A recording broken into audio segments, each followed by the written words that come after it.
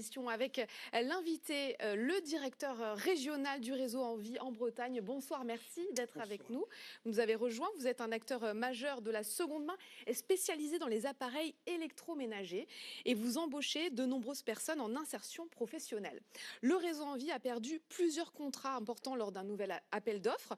L'équilibre économique de la structure est en jeu. Alors, avant qu'on en parle, je vous propose qu'on regarde un éclairage sur le fonctionnement d'Envie en Bretagne, un sujet réalisé par Antoine Calvez et Christophe Rousseau. La tournée a été bonne pour ce camion. Il revient dans cet entrepôt rennais chargé d'appareils électroménagers. Frigo et machines à laver auront droit à une seconde vie.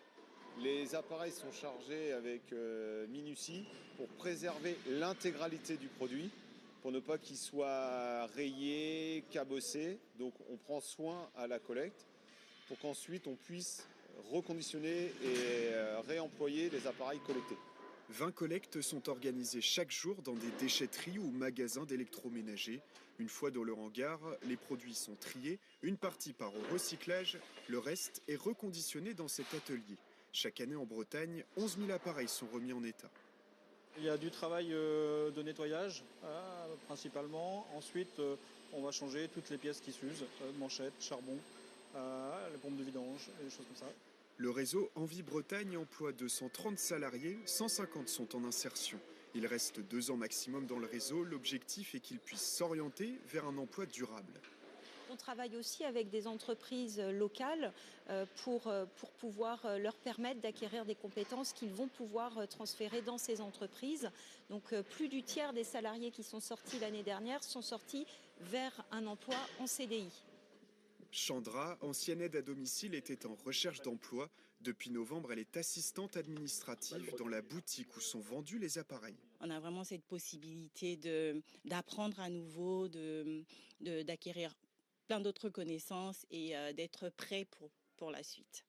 Rennes est l'un des 2 points de vente de la région, l'autre est à Brest. L'électroménager reconditionné y est vendu 30 à 60% moins cher qu'en neuf. Ludovic Blo, bonsoir, merci d'être avec nous. Vous êtes donc le directeur régional du réseau Envie en Bretagne. Est-ce que vous pouvez nous dire combien d'emplois sont menacés dans la région ? Alors directement, les 2 marchés qui sont menacés, enfin qui sont perdus, annoncés perdus, représentent 40 postes directement. Mais par effet domino, on peut, dans le pire des scénarios, imaginer que les 230 postes de la Bretagne sont menacés. Comment vous avez appris que vous perdiez ces appels d'offres et quelle a été votre réaction ?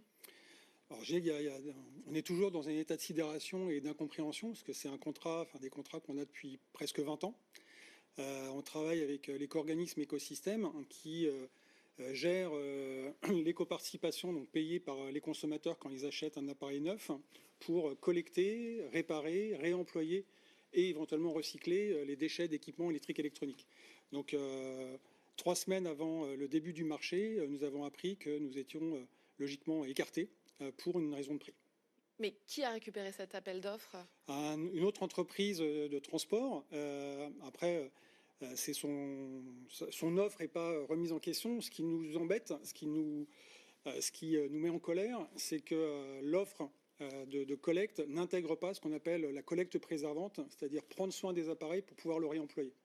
Et ce qu'il faut comprendre, c'est que nous, quand on collecte, on met les appareils à plat, on ne les empile pas. Quand on les décharge, on le fait à la main. Tout ça pour préserver les appareils et être capable de les réemployer. Et si on fait de la collecte classique, c'est pas du tout les mêmes conditions. Et à la fin, les appareils sont abîmés, ils ne sont plus réemployables. Donc ça coûte plus cher.